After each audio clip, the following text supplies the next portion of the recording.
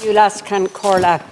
And first of all, can I thank Michael Fitzmaurice for drafting this motion, which I fully support, and that is to maintain the 9% VAT rate for the hospitality sector. Now, I know this is in the wider context of the huge increases in the last 12-18 months in the cost of doing business. But specifically, I suppose, this morning, we're looking at the 9% VAT rate. So in that context, Minister, first of all, let's look at our VAT rate on hospitality in comparison to our EU colleagues, the people we compete with when it comes to tourism business, leisure business, because increased VAT rates has a huge impact on our competitiveness. Now, our VAT rate of 13.5% on this sector is one of the highest in Europe. You will know that.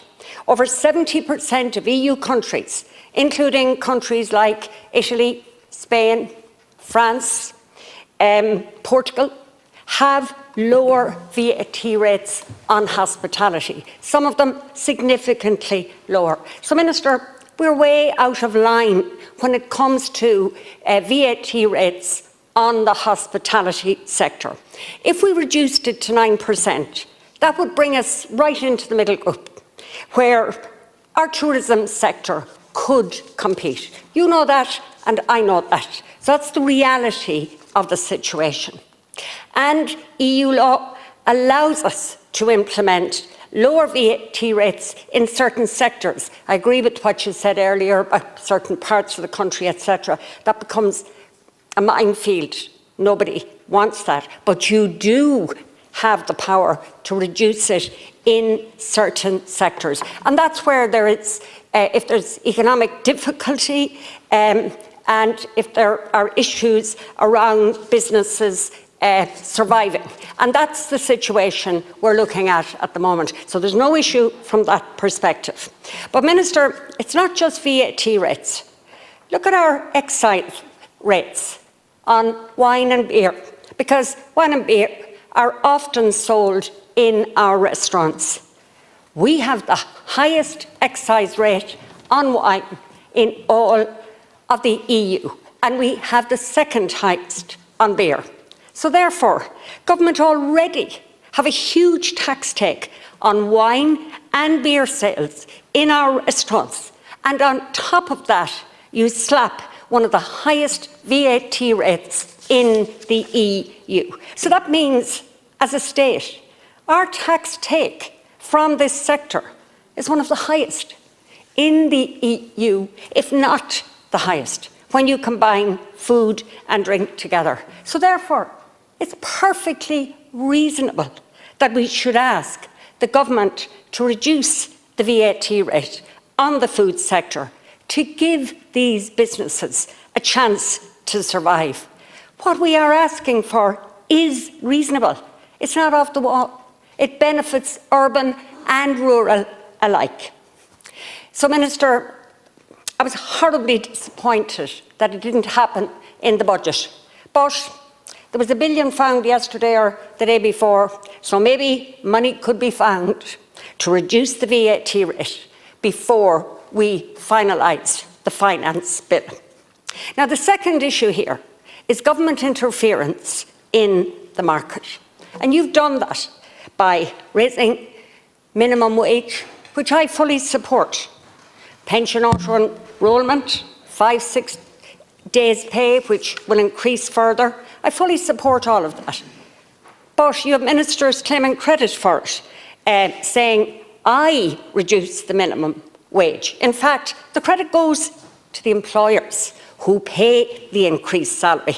Ministers make a decision. That's the easy part.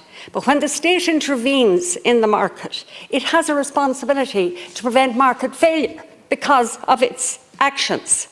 And that's what's happening here. Restaurants, cafes, small businesses are under serious pressure from increased costs mandated by the state. Therefore, the state has to act. Now, I read through your motion, And you speak of some of the supports that are there, and they are of small assistance. But yesterday, I spoke to a restaurant owner from Sligo on the protest, 2 restaurants, 45 staff.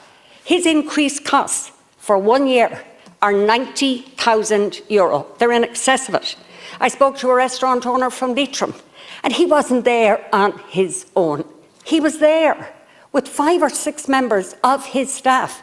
So when they come to a protest outside Leinster House, that tells you that they recognise that the very viability, the future of their restaurant and of many restaurants in the region is seriously under threat.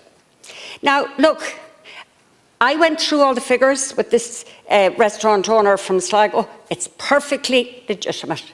And while your £4,000 will be a help, and yes, you have put in some measures, but your own quote, you said 5 minutes ago, this may go in some small part towards paying a bill. And it will. But Minister, that's all it'll do. And that will not be enough to keep the doors of some of those restaurants open. I'll finish, because I have the time from Deputy Fitzmaurice, just to say this. One of my main concerns is that a lot of the restaurants that are closing are Irish-owned. They're Indigenous, they use local produce, they're unique to their own area. And that's one of the reasons we all go out to eat, for something different. It's one of the reasons why tourists enjoy going to Irish restaurants.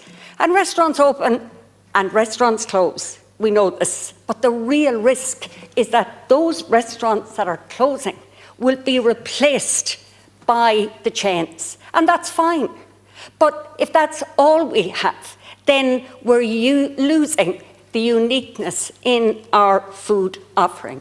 Minister, I can honestly say to you, I've never seen such anxiety and such worry from small businesses at the moment. When I say to you, and I say it honestly, they tell me they're on their knees, and many are on the verge of giving up. Minister, there's still time to reverse this decision, and I would ask you to seriously consider it, and thank Deputy Fitzmaurice for drafting this excellent motion where we get an opportunity to raise issues that are crucial nationally and in our own region.